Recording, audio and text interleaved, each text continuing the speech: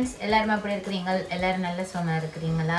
இன்றைக்கு பார்த்தீங்கன்னு சொன்னா நான் ஒரு சுவையான கறி தான் செய்ய போறேன். இது நீங்கள் மச்சம் சாப்பிடாத ஆட்கள் நீங்களும் சாப்பிடலாம். ஏனென்றால் நிறைய இப்போ வெள்ளிக்கிழமை, செவ்வாய்க்கிழமை, சில நாட்கள்ல மரக்கறி சாப்பிட்ற நீங்கள் இருப்பீங்க. அந்த டைம்ல கொஞ்சம் இறைச்சி மாதிரி கடிபட்டா நல்லா இருக்குமே என்று யோசிக்கிறாக்களும் இருப்பீங்க.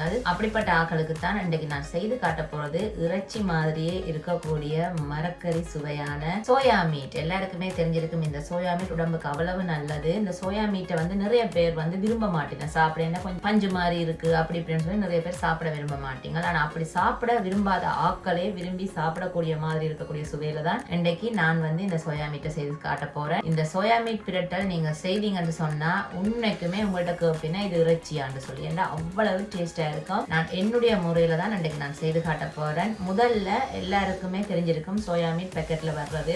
சில சோயா மீட் மசாலா தூட்களோட சேர்ந்து வரும். நான் அது வேண்டல. நான் தனிய ஒரு பேக்கெட்ல சோயா மீட் மட்டுமே வேண்டி நானே அதுக்கு மசாலா எல்லாம் வறுத்து போட்டு வாசனைக்கு ஏற்ற மாதிரி செய்யறேன். நான் இன்றைக்கு நான் ஒரு வித்தியாச முறையில செய்ய போறேன். நீங்களும் ஈஸியா குயிக்காவும் செய்யலாம். எல்லாரும் விரும்பி சாப்பிடக்கூடிய மாதிரியும் நீங்க செய்யலாம். முதல்ல நான் சோயா மீட் எடுத்திருக்கிறேன். எல்லாருக்குமே தெரிஞ்சிருக்கும் இந்த சோயா மீட். இது கொஞ்சம் பெரிய பெரிய அளவுல இருக்குது. இப்ப இதை நாங்கள் சுடுதண்ணி ஊத்தி ஊற வைக்கணும். இப்ப நான் அடுப்புல சுடுதண்ணி கொதிக்க வச்சிருக்கிறேன். அது கொதிச்சதும் நாங்க இதுல மேல் மட்டத்துக்கு நிக்கிற மாதிரி ஊத்தி இதை கொஞ்ச நேரம் ஊற விட போறோம். அதுக்கு பிறகு இதை நாங்க நல்லா புளிஞ்சிட்டு, உங்களுக்கு இந்த அளவே இறைச்சி துண்டு மாதிரி இருக்கிறது விருப்பமா இருந்தா நீங்க அந்த அளவுல விடலாம். இல்லைன்னு சொன்னா நீங்க அதை ரெண்டு துண்டுகளாகவும் வெட்டலாம். உங்களுக்கு என்ன அளவுல வேணுமோ நீங்க வெட்டி எடுக்கலாம். முதல்ல நான் இதுல சுடுதண்ணி விட்டு அப்படி ஊற வைக்கிறேன்னு சொல்லி இப்ப நான் உங்களுக்கு காட்டுறேன். இப்ப பாருங்க ஃப்ரெண்ட்ஸ், இப்ப நான் அடுப்புல தண்ணி கொதிக்க வச்சிருக்கிறேன். தண்ணி நல்லா பொங்குது. இப்ப அடுப்பை நான் இப்படியே நிப்பாட்டிட்டு இந்த கொதிச்ச தண்ணியை எடுத்து நான்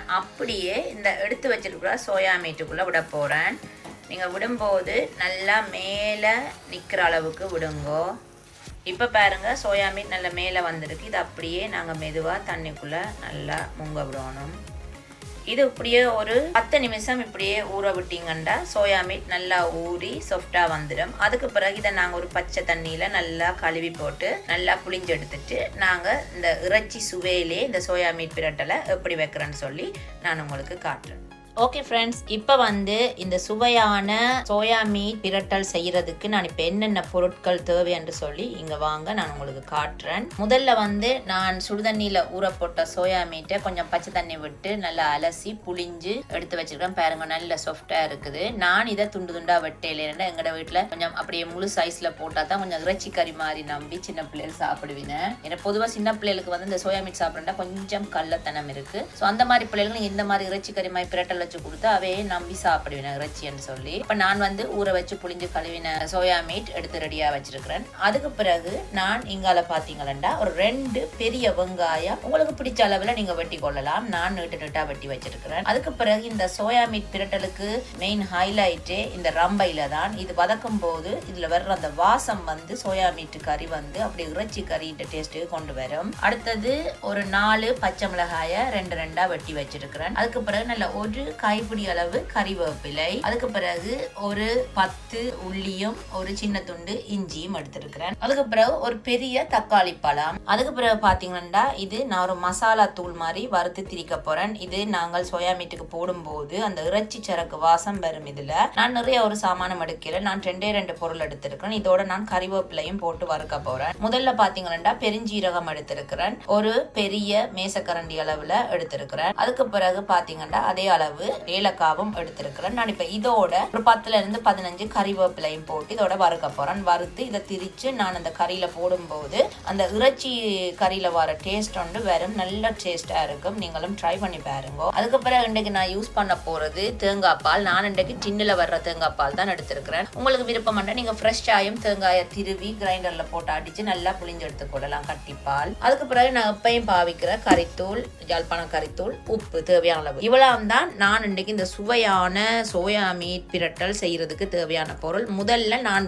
பெருஞ்சீரகத்தையும் ஏலக்காவையும் கறிவேப்பிலையும் போட்டு வறுத்து நான் திரிச்செடுக்க போறேன். அதுக்கு பிறகு நான் இந்த இஞ்சி உள்ளி இதையும் இடிச்சு பேஸ்டா ரெடி பண்ணி வைக்க போறேன். அதுக்கு பிறகு நாங்க இந்த கறியை எப்படி ரெடி பண்றோம்னு சொல்லி பார்ப்போம். அந்த கறிவேப்பிலையும் பெருஞ்சீரகமும் ஏலக்காவும் வறுக்கிறதுக்கு ஒரு சட்டி அடுப்புல வச்சு சட்டி நல்லா சூடு அறிச்சுது. இப்ப இந்த சூடா இருக்கிற நேரத்துல நான் கறிவேப்பிலைய கழுவி வச்சிருக்கிறேன். அப்ப அதுல கொஞ்சம் ஈரத்தன்மை இருக்கும். அதை நாங்க நாங்கள் காய பண்ணி எடுக்கிறதுக்கு முதல்ல நாங்கள் கறிவேப்பிலையை போடுவோம்.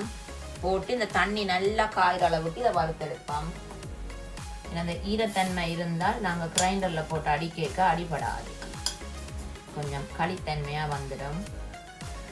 பாருங்க, இப்போ இந்த கறிவேப்பிலை நல்லா காஞ்சிட்டுது. இப்போ அடுத்ததா நான் எடுத்து வச்சுருக்க இந்த பெருஞ்சீரகத்தையும் ஏலக்காவையும் நான் போட போகிறேன். போட்டு ஓரளவு பொன்னிறமாக வார அளவுக்கு இதை வறுப்போம்.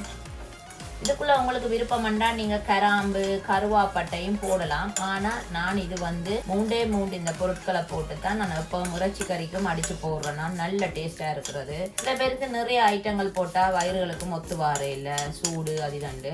நீங்களும் இதை வறுத்து போட்டு நீங்கள் இறைச்சி கறியாக இருந்தாலும் சரி, இந்த மாதிரி சோயா மீட் கறியாக இருந்தாலும் சரி செய்து பாருங்க, நல்ல ஒரு வாசமாக இருக்கும்.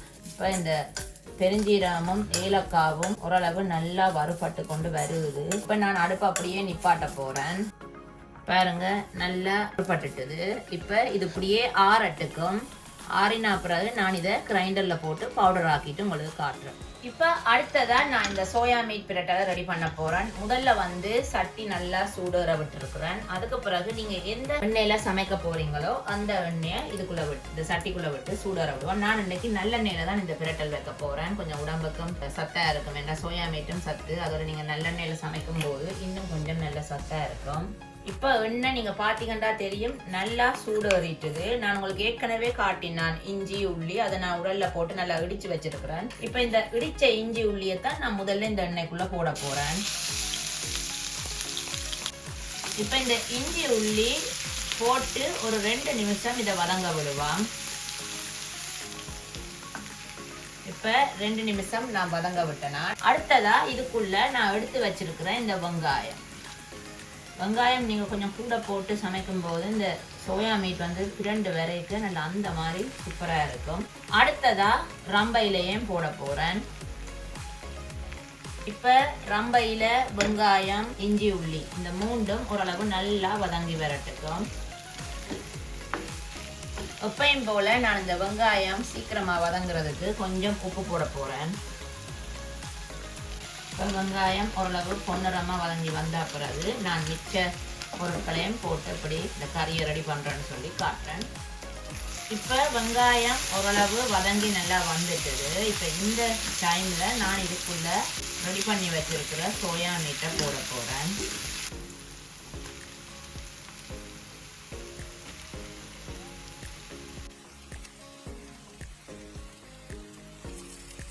இப்போ இதுக்குள்ள நான் எடுத்து வச்சிருக்கிற இந்த தக்காளி பழத்தையும் போட போறேன். இதை நான் மூடி இப்படியே வதங்க விட போறேன். ஒரு 10 நிமிஷம் நல்லா வதங்கட்டுக்கும். இப்போ இந்த மூடி விட்ட சோயா மீட் எப்படி வதங்கி வந்திருக்குன்னு சொல்லி பார்ப்போம். இப்போ பாருங்க, இந்த தக்காளியில் இருக்கிற இந்த சாறு தன்மை எல்லாம் இந்த சூட்டுக்கு கொஞ்சம் தண்ணி வந்திருக்குது. இப்போ இதுக்குள்ள நான் உரைப்புக்கு தேவையான அளவு தூளும் சுவைக்கு ஏற்றவாறு உப்பும் போட போகிறேன். முதல்ல நாங்கள் எவ்வளவு உரைப்பு தேவையோ அதுக்கேற்றவாறு தூள் போடுவோம். கொஞ்சம் காரமாக வச்சா கொஞ்சம் நல்ல இறைச்சி பிரட்டல் மாதிரி நல்ல காரசாரமாக இருக்கும். நான் எப்பயும் சொல்கிற மாதிரி தான் உங்களோட வீட்டுக்கு எவ்வளவு உரைப்பு தேவையோ நீங்கள் அதுக்கேற்ற மாதிரி போட்டுக்கொள்ளுங்க. நான் ஒரு 3.5லேருந்து 4 போட்டிருக்கிறேன், 4 கரண்டிக்குள்ளே. இப்போ அடுத்ததை உப்பு போடுறேன். நான் ஏற்கனவே வெங்காயம் வதங்கைக்கையும் உப்பு போட்டேன். நான் வாயில் வச்சு பார்த்துட்டு எப்பவும் உப்பு போடுங்க, நான் அதை ஏற்கனவே சொல்லியிருக்கிறேன் இந்த வீடியோக்களில். இந்த பிரட்டல் வந்து நீங்கள் மண் சட்டியில் செஞ்சீங்கன்னா இன்னும் சூப்பராக இருக்கும். நான் இன்றைக்கு மண் சட்டி எடுக்கையில் இன்றைக்கி நான்ஸ்டிக் பாத்திரத்தில் தான் நான் செய்கிறேன்.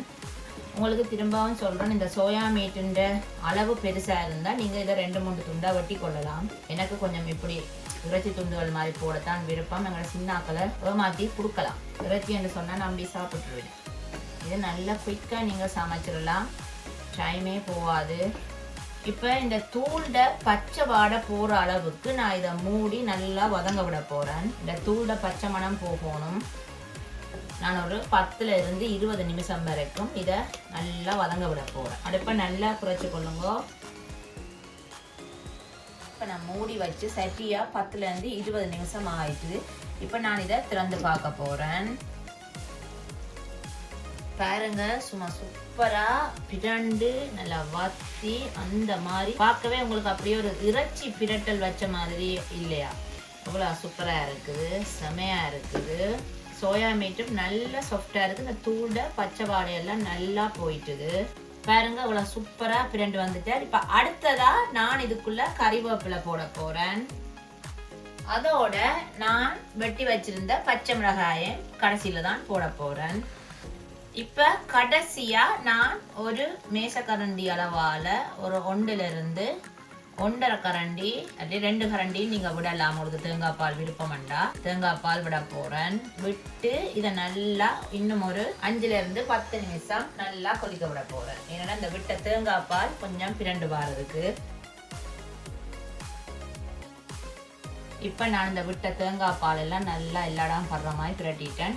இப்ப மூடி நாங்க ஒரு 5 to 10 நிமிஷம் நல்லா ஒருக்கா அந்த தேங்காய் பாலும் இந்த பச்சை மிளகாயும் போட்டு நாங்கள் 2 விரட்டு. ஓகே, இப்ப நாங்க மூடி வச்சு சரியா 5 to 10 நிமிஷம் ஆயிட்டு இப்ப நான் திறந்து பார்க்க போறேன். சும்மா எண்ணெய் எல்லாம் பேந்து சூப்பரா வந்திருக்குது. இப்ப நீங்க கேட்கலாம் எங்க இந்த வாசனை தூள் என்று சொல்லி. இந்த வாசனை தூள் எப்பயுமே நாங்க கடைசியில தான் போடணும். ஏனென்றால் அது கொதிக்க வேண்டிய அவசியம் இல்லை. எனது வாசனைக்கு போடுறது. பாருங்க, நான் வறுத்த கறிவேப்பிலை, பெருஞ்சீரகம், ஏலக்காய் இதெல்லாம் நான் பவுடர் பண்ணி ரெடியா வச்சிருக்கிறேன். இப்ப நான் இதை கடைசியா தான் போட போறேன். ஏன்னா நீங்க கடைசியா போடக்கதான் அந்த வாசம் இந்த கறியில இருக்கும். நான் அடுப்பை நிப்பாட்ட போறேன். இனி அடுப்பு கொதிக்க தேவையில்லை, அடுப்பை நிப்பாட்டிட்டேன். இப்ப நான் இந்த வாசனை தூளை ஒருக்கா கிளறி விட போறேன். அவ்வளவுதான், சுவையான இறைச்சி சுவையில் சோயா மீட் பிரட்டல் ரெடி ஆகிட்டுது. பார்க்கும் போதே இது அப்படியே இறைச்சி பிரட்டல் மாதிரி இல்லையா? பாருங்க எவ்வளவு சூப்பரா இருக்கு, செமையா இருக்கு.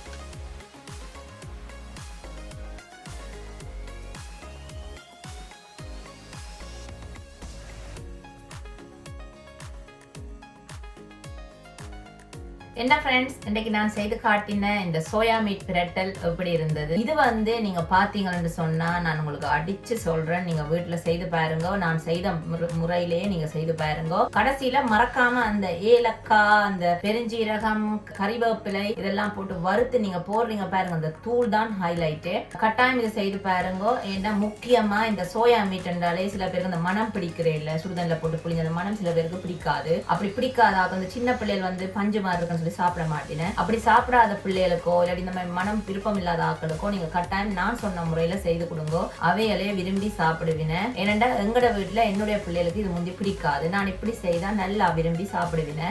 இதே முறையில நீங்க செய்து நல்ல இதுக்கு பருப்பு, நல்ல கீரை, நல்ல மரவள்ளி கிழங்கு எல்லாம் சேர்த்து சமைச்சு சாப்பிட்டு பாத்தீங்கன்னு சொன்னா வாழ்க்கையில மச்சம் சாப்பிடுற ஆசையே வேற. அது நினைக்கும் அவ்வளவு சூப்பரா இருக்கும். உடம்புக்கு அவ்வளவு சத்து என்ற சோயா வேற. அதுலதான் இது செய்திருக்காங்க இந்த சோயா மீட். நிறைய பேர் சப்ஸ்கிரைப் பண்ணி சப்போர்ட் பண்றீங்க. உங்க எல்லாருக்குமே ரொம்ப ரொம்ப நன்றி. என்னுடைய வீடியோ பிடிச்சிருந்தா மறக்காம லைக் பண்ணுங்க, ஷேர் பண்ணுங்க. நான் இதே மாதிரி வித்தியாசமான வீடியோட நான் உங்களை சந்திக்கிறேன். அது வரைக்கும் உங்களுக்கே தெரியும், நான் இந்த சோயா மீட்டை நல்ல சுட சுட சோறுல போட்டு சாப்பிட போறேன். வேற என்ன ஃப்ரெண்ட்ஸ், நீங்களும் சாப்பிட்டு சந்தோஷமா இருங்க. நான் இன்னொரு வீடியோ சந்திக்கிறேன். அது வரைக்கும் பாய்.